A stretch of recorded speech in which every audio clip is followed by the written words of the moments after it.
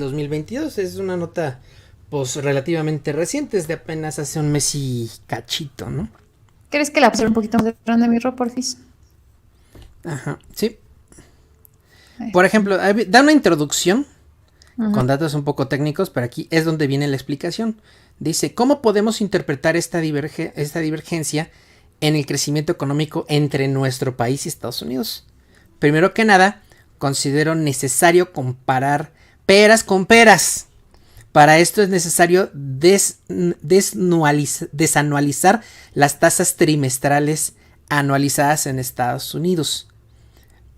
Es decir, que según entiendo aquí, es que aquí en México las tasas de interés se calculan diferente que en Estados Unidos. Hay que desanualizar las tasas anualizadas de Estados Unidos. O sea, que allá las tasas de interés se calculan anualmente y aquí las tasas se pueden llegar a calcular mes con mes o trimestre o trimestral o cuatrimestralmente. O sea, es distinto. Dice, para esto hay un atajo que consiste en dividir entre 4. Sin embargo, no es lo correcto dado el efecto compuesto. Es decir, hay que tomar en cuenta que el nivel del PIB en el tercer trimestre, por ejemplo, o sea, el tercer trimestre es julio, agosto, septiembre, tercer trimestre. Debe de ser un multiplicador del nivel del segundo trimestre que ya creció con respecto del primer trimestre. Si se divide simplemente entre 4, no se toman en cuenta esos crecimientos intertrimestrales.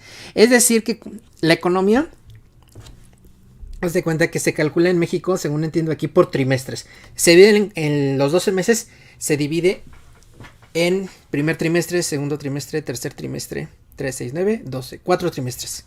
¿Ok? Ahora, el primer trimestre que se enfrenta a la cuesta de enero. Vienes muy gastado de diciembre del año anterior. Entonces, ¿qué es lo que pasa si un banco cobra muchos intereses? Si se fija la tasa de interés muy alta, pues la gente no tiene para pagar. Y si la gente no paga, entonces empieza a generar deuda. Y al generar deuda no solo se perjudica a la persona que debe, sino al banco que recibe. ¿Por qué? Porque recibe menos dinero. Entonces, ¿qué hace el Banco de México? En el primer trimestre, que es enero, febrero, marzo, fija una tasa de interés más baja. ¿Para qué? Para que haya fluidez económica. Que el deudor no se, que la persona que debe no se haga de deuda y que el banco no deje de recibir dinero, ¿no? Empieza a entrar el año, vamos al siguiente trimestre, abril, mayo, junio, ya que en abril, mayo, junio ya pudiste saldar algunas deudas de diciembre del año pasado, ya tienes un poquito más dinero. Entonces, para acelerar un poco la economía, subes un poquito la tasa de interés. ¿Para qué? Para que los bancos reciban más dinero y entonces si tienen más dinero pueden financiar a otras personas que necesiten préstamos. Las personas que deben pueden ir reduciendo el monto de su deuda ya sí mismo siguen siendo clientes del banco, ¿no?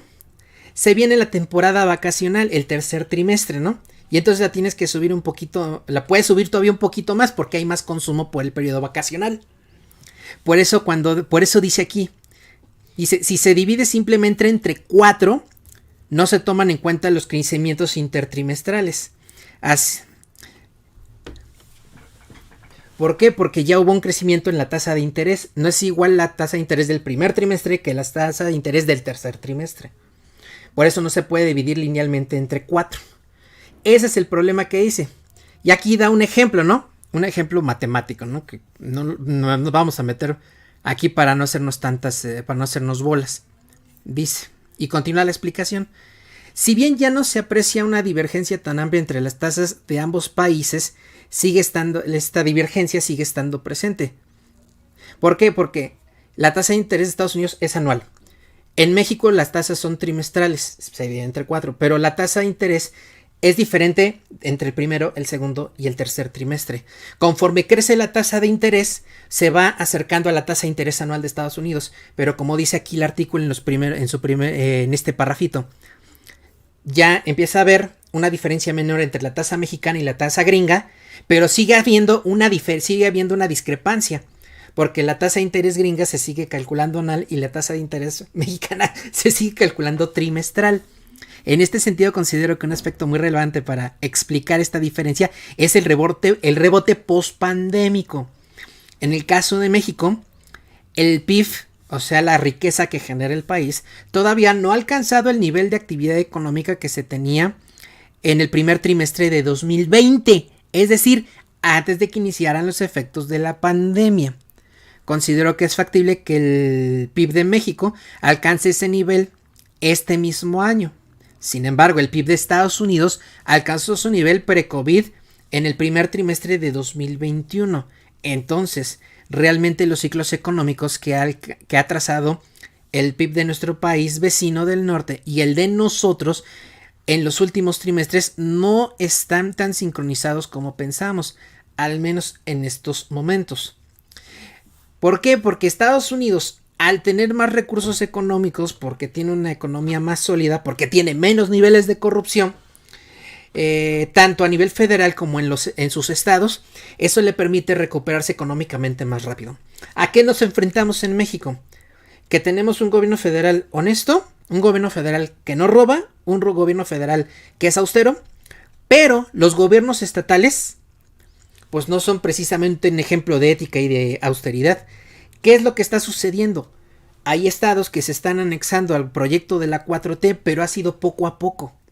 Recordemos que hace apenas un año, el año pasado en 2021, perdón, la 4T gobernaba 18 entidades del país, hoy gobierna 22. Recordemos que en 2018 la 4T gobernaba 0 estados. La 4T gobernaba 0 estados en 2018. O sea, poco a poco se han ido anexando los gobiernos estatales. La 4T ha tenido no solo que llegar a poner proyecto, sino que además ha tenido que llegar a resolver los problemas que dejaron los antecesores, los de antes, ¿no? ¿Qué problemas le dejaron, por ejemplo, los gobiernos de Miguel Ángel Yunes Linares y de Javier Duarte, panista y priista respectivamente, al gobierno del estado de Veracruz de Cuitláhuac García, por ejemplo? Ahora que gane Morena en el Estado de México, ¿qué broncas le va a dejar el PRI de Alfredo del Mazo a Delfina Gómez, si es que Delfina es la candidata, por ejemplo? ¿Qué problemas económicos le está dejando Omar Fayad, priista en Hidalgo, a Julio Menchaca, el nuevo gobernador de ese estado, ¿no? ¿Qué problemas le ha dejado, por ejemplo,